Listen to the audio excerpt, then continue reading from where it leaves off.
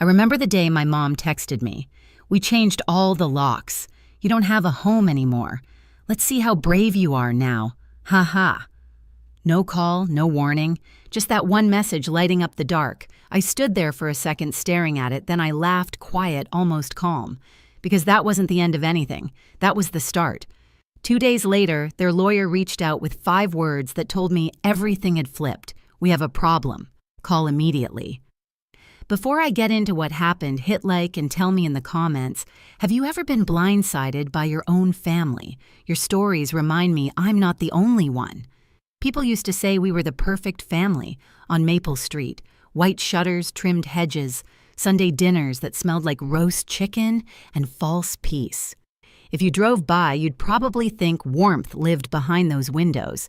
But perfection is quiet only because it's rehearsed. I was raised to play my part, the reliable daughter, the fixer, the one who didn't talk back. Dad Richard Liu was the type of man who believed love meant obedience. If something broke, he'd call my name before reaching for a tool. "Cara, hold the ladder."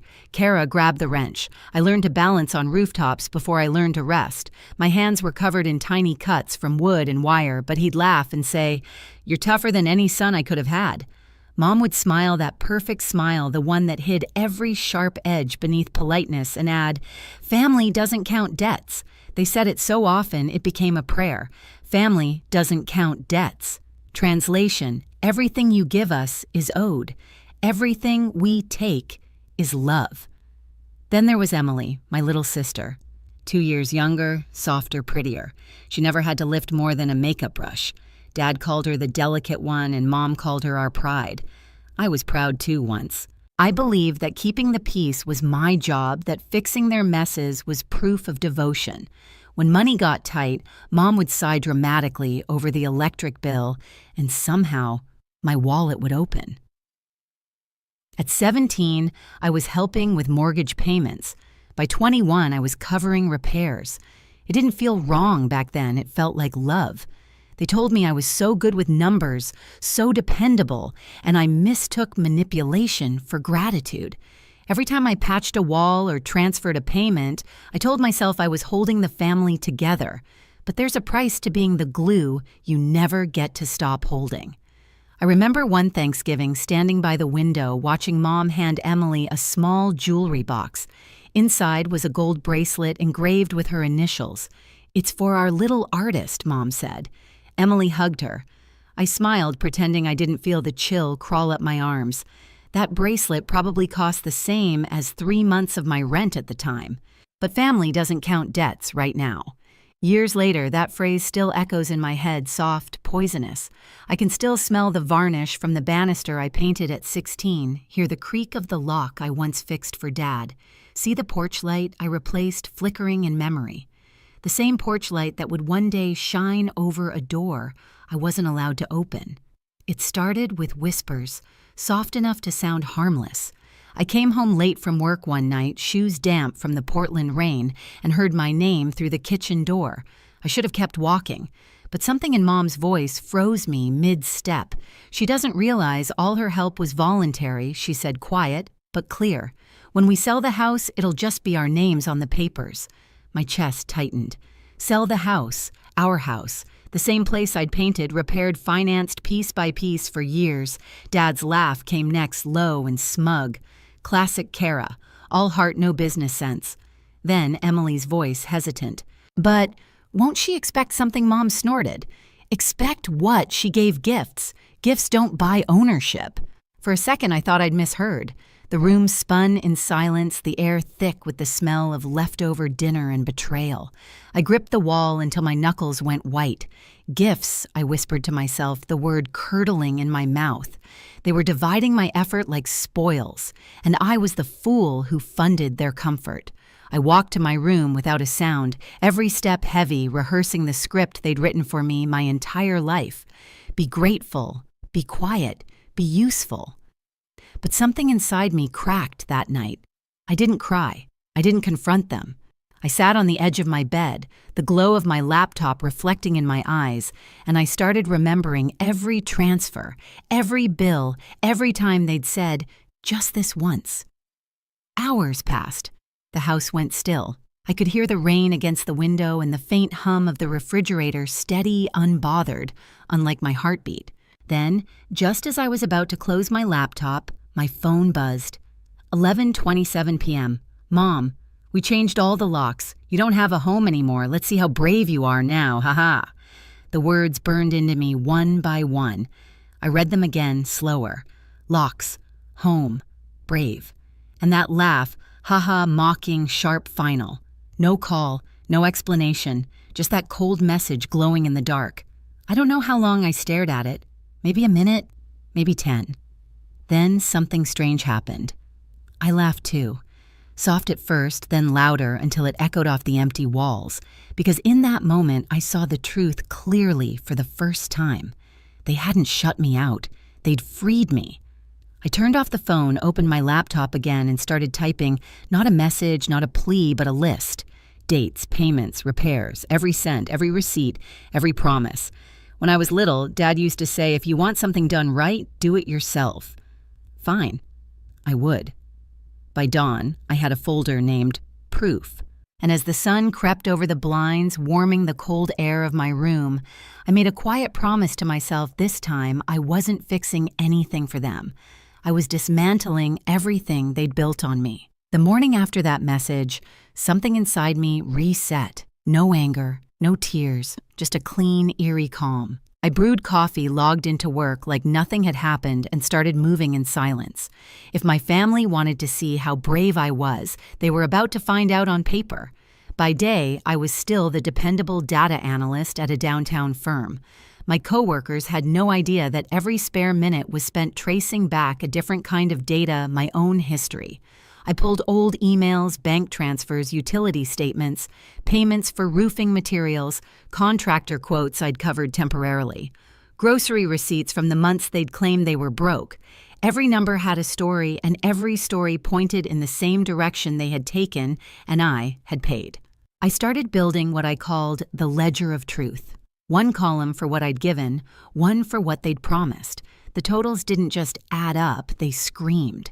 $47,000 toward the mortgage, $23,000 for renovations, $15,000 for emergencies, $85,000 of my life. Dad always bragged that I was the only one in the family who understood money. He just never realized how dangerous that would make me once I stopped using it for them. When my screen filled with lines of proof, I printed everything labeled each stack and tucked them into a file box under my desk. I didn't plan to run to court right away. Revenge. I decided should age like wine, not explode like fire. I met with 3 different attorneys over the next few weeks. The first 2 spoke to me like I was just another hurt daughter looking for sympathy. The third one didn't. She leaned forward, eyes sharp. "You've got a case," she said. "A solid one. It's not about the deed. It's about equity. If you can prove contribution and intent, you have standing." Intent. That word clicked. I thought about the text again. "Let's see how brave you are now, haha." That wasn't just cruelty, it was proof. Malicious intent in writing. From that moment, every step I took was deliberate. I documented new transfers. I archived every voicemail Mom left pretending to check in. I backed up every file, twice one on my laptop, one in the cloud. At night, I'd sit at my desk watching the cursor blink beside the word evidence. My apartment was quiet except for the hum of the heater and the occasional ping of another bank alert confirming what I already knew: I had the upper hand. By the time spring rolled around, my case was airtight. My attorney was ready, the paperwork drafted. We just needed one final trigger, something that showed intent beyond question. It arrived right on schedule. 2 days after the anniversary of that lock-changing text, I got an email.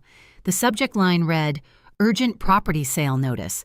They were selling the house. Without telling me, I smiled. Finally, they'd handed me exactly what I needed. The day of the mediation felt nothing like the storms I'd imagined. No thunder, no chaos, just a crisp Portland morning that smelled faintly of rain and paper. I walked into the downtown law office with a folder tucked under my arm and a coffee in my hand. My heart didn't race. My palms didn't sweat. I'd already lived through the worst part, being locked out of my own home by the people who swore they loved me. The receptionist guided me to a sterile conference room.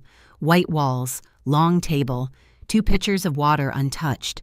The hum of fluorescent lights filled the silence. I sat down, placed the folder in front of me, and waited. A few minutes later, the door opened. My parents entered first, Mom in her usual soft beige coat, the one she wore to church to look humble, and Dad in his pressed shirt, jaw-tight eyes burning. Emily trailed behind them, twisting the strap of her purse, her face pale. Cara, Mom said softly, that same tone she used whenever she needed something. "You look tired, sweetheart." "Good morning," I replied, my voice calm, almost detached. Her lips curved in a smile that didn't reach her eyes. "You didn't have to make this so official. We could have talked." I tilted my head. "You changed the locks. Talking didn't seem to be our family's preferred method."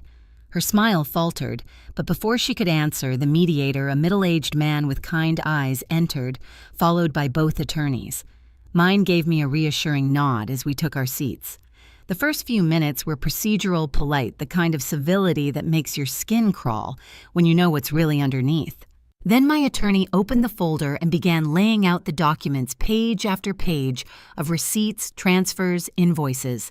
"This file," she said, sliding it toward the center of the table, "contains proof of Ms. Liu's direct financial contributions to the property located at 2146 Maple Street over a 14-year period."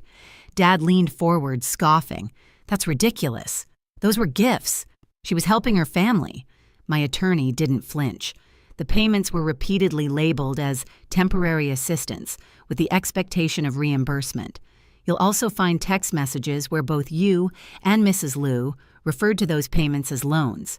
We have evidence of concealment of assets as well, bank statements showing you maintained substantial savings while requesting money from Ms. Liu under the pretense of financial hardship. Mom shifted uncomfortably. Her hands, perfectly manicured, trembled as she reached for the papers. "This is being twisted. I interrupted for the first time. "You told me I didn't have a home anymore. Remember that." The room went silent. Her mouth opened, then closed. She looked at me, pleading. "That was a misunderstanding, Cara. We were angry. It's in writing," my attorney added, sliding another page across the table. Dated and time-stamped, 11:27 p.m. The text reads, "We changed all the locks. You don't have a home anymore. Let's see how brave you are now, haha." The mediator adjusted his glasses, frowning. That message certainly suggests intent. Dad's face turned crimson. "She's twisting everything." "That text was a joke." I met his glare evenly. "So was your idea of family." The mediator tried to regain control, but the tension had already snapped. My attorney continued methodically, pointing out every inconsistency, every false statement. The evidence stacked higher. Thicker mortgage payments I'd covered, renovation costs, utility bills, even the receipts for the new locks. Then came the moment I'd been waiting for. The opposing attorney, an older man with weary eyes, cleared his throat and leaned toward my parents. "Mr. and Mrs. Liu," he whispered urgently, though the room was quiet enough for everyone to hear, "we have a problem. You need to call me immediately after this session." The irony hit me like sunlight after a storm. I smiled, just barely. There it was, the line from my thumbnail of a life finally playing out in real time. Mom's composure cracked. "Cara, please," she said, her voice wobbling. "We're family. Don't do this." I looked at her for a long moment, then spoke softly. "You're right. We are family. That's why I gave you chances, years of them. But family isn't a free pass to take and take until someone breaks." Emily's eyes filled with tears. "I didn't know," she whispered. "Yes, you did," I said. "You just didn't want to believe it." Dad slammed his palm on the table. "After everything we gave you," I cut him off, my voice steady.